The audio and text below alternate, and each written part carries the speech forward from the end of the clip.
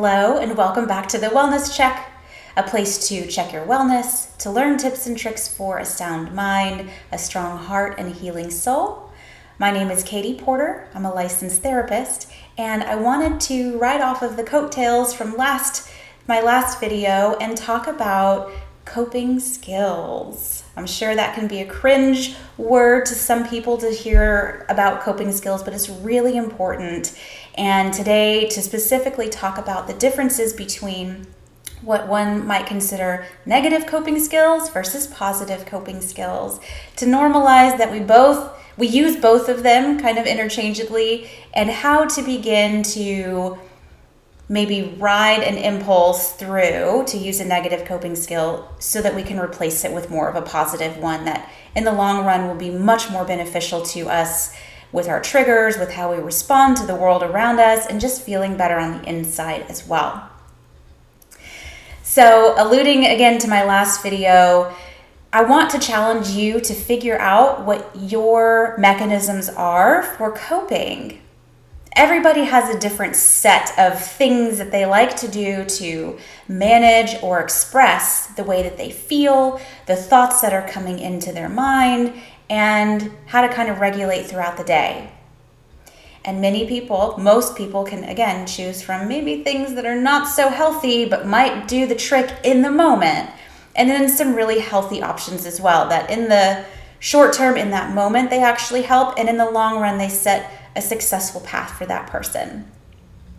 So what is a negative coping skill? Let's talk about what some of the obvious ones might be, where they actually probably do help you in that moment, but they're not going to help you down the road, and they actually might be causing your body and your mind and your soul more damage than you think. One of the biggest negative coping skills in my mind is avoidance. So we're going to take a minute and talk about the role of avoidance, why we do it, and how it could actually end up hurting you. I feel like many of us are so busy, we have our lives going on, we're from one thing to the next, to the next, to the next, and the nature of that lifestyle by itself makes it really hard to really sit with the feelings, to understand the thoughts and the beliefs connected to them, especially if they're very overwhelming, sad, or tragic thoughts or memories. So what do? We push it to the side. I don't have time for this, or we push it to the side and we say, I don't like to think about this, I don't like to feel this, it's way too overwhelming. Whether you're busy or not, you don't want to feel it, so we push it. We sweep it under the rug, we put it in its container, we lock it away, we put it up somewhere really high on the closet shelf so that we don't have to think about it. There are certain circumstances where that could be beneficial. As an example, if a kid has taken a test at school, and this is a final, or this is an SAT, or an EOC exam, and their mind keeps going back to the fight that their mom and dad had last night, could it be okay for that student to put that memory somewhere else in their brain, compartmentalize it for a moment so that they can focus on what they're doing in the moment to be present and engaged and focused? Yes, but that's not quite what I'm talking about. I'm talking about we keep pushing it and we keep pushing it to the point where we're never really acknowledging it. I'm going to share with you that our bodies and our minds do not like to be ignored. And our body and mind will communicate with us in various ways, whether it's through the thoughts that you're having that might loop and spiral and ruminate to the nth degree, or physically. So signs that we might be avoiding are maybe we're having nightmares or bad dreams. Maybe we just can't stop thinking about it because we're trying not to think about it. If I tell you to not think about a white elephant, what just came to your mind? Maybe it was a white elephant, okay? We also could, in the more extreme versions, become really anxious or irritable, or become really closed off and seclusive, and maybe our physical body begins to express it. Maybe we break out in hives. Maybe we start to lose our hair. Maybe we're really fatigued and we just cannot get out of bed. So there are so many things that our body and mind do to constantly check in with us and communicate and say, hey, like, I'm knocking on the door here. Please listen, I have something to share with you. And if it's overwhelming, bad, sad, scary, we have a tendency to push it. So I urge you that when it comes to the coping skill of avoidance, really examine how and why you're doing that. And if it's just in the moment so that you can focus on what you're doing to be effective at it in that moment, that's okay. Circle back to it later. Sit with it, feel it, understand it, and then do something else to express it and get it out in a healthy and positive way. Let's see, what's another negative coping skill? Anything in the lines of misuse of alcohol, the use of drugs. Maybe we're sleeping the days away. We're oversleeping. That's more of a, what's the word? Not so obvious way of coping, but it's a very slippery slope as well. Maybe we are misusing relationships or attacking people that we love. Maybe we're engaging in self-harm in any type of way. Or maybe we're even feeling suicidal.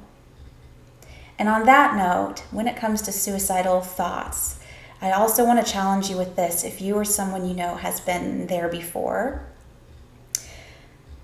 ask yourself, is it that you or this person wants to not be here anymore? Or is it that they don't know how to be here anymore? They don't know how to live. They don't know how to thrive because of the circumstances that they're in. And those two things are very, very different. So let's take a look. Really sit there for a minute and examine the way that you usually cope. And if it's with any of these things that we talked about, it's time to maybe look over into what we could be doing instead. Because again, the emotions and the thoughts are not the enemy. We are created to be feeling beings. Even the most intense ones, even the ones that feel so incredibly heavy and powerful, we are still made to feel them. So the emotion is never the enemy. The emotion itself is not bad. Usually it's what we're doing with the emotion that ends up making us feel worse. So let's pivot and redirect ourselves over into what could we be doing in a positive way to cope and manage with the thoughts and feelings that we have. Think for a minute about some positive ones that you have. What could they be? And again, they're different for everybody. Do we get outside for what I call sunshine therapy or wind therapy? Do we get into something really creative? Maybe you're a woodworker or a welder. Maybe you like to garden. Maybe you like to do some painting or journaling, right? That's a creative side of things. Maybe you just need to get really physical. Maybe the emotion is anger or something that needs something really physical in your body to express. Maybe you need to go and break something, not a cell phone or anything really valuable or important. Maybe you need to scream into a pillow. All right? There are tons and tons and tons of ideas for ways in which to get your emotions out in a safe and productive way.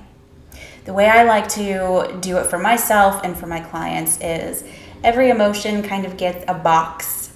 So we have an anger box, we have a sad or grieving box, we have a nervous or anxious box. And in each of one of those boxes, you need different skills. So truth be told, knitting a scarf is not going to help you when you're angry, but it might if you're feeling really sad. Whereas screaming out loud might not help you if you're feeling nervous, but it might if you're experiencing deep grief. So imagine what kind of boxes you need to put in place. Big emotions, the heavier ones, the ones that maybe we tend to avoid or push to the side or cope with in a negative way. Label them in your mind. And begin to put tools in those boxes that would be appropriate, healthy, and conducive to healing in those ways and expressing in those ways. Typically, with anger, we need to get physical. We need to go for a run. We need to make something, create something. Maybe we do need to scream. Maybe we do need to really talk it out with a friend. Maybe if it's not safe to let this out to any other human being, you put it on paper. For sadness, what is it that you need? If you've seen the video that I've made about the power of our tears, then let's put a check mark next to cry, because that's actually really healing and good for you, good for your body, good for your stress levels. What else can you do? So this is going to be your homework. If I can assign you a homework activity from the wellness check, it's to really start to develop your boxes, your emotion boxes, and ask yourself, what are the negative things that I'm doing that are not helpful, that I just have an impulse for, but are not healthy or safe for me anymore? They're not doing anything for me.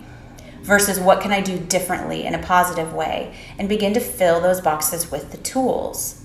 And next time, when you are feeling overwhelmed, sad, bad, a memory comes up that's really uncomfortable, instead of avoiding or instead of using a coping skill that just kind of makes us numb or pushes us away from it, we're leaning into it. And we're leaning into it in a very constructive, appropriate, safe way. We begin to understand it. We begin to validate it. We get curious about it, and we say, what can I do to really help myself? What does my body need? What does my brain need? What does my soul need? And go do that instead. If you can learn how to do this, you will be above and beyond a lot of people in this world. And I mean that seriously. Therapists, the same. We don't always choose the best coping skills. So we have to practice this ourselves too.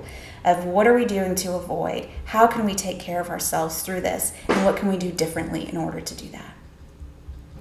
So, I hope that you've enjoyed this little video on coping skills. I hope that it helps to reevaluate what you're doing with your thoughts and feelings and to help steer you in a more productive direction. Thank you for coming in and checking on your wellness. I hope you have a great day, and I'll see you soon.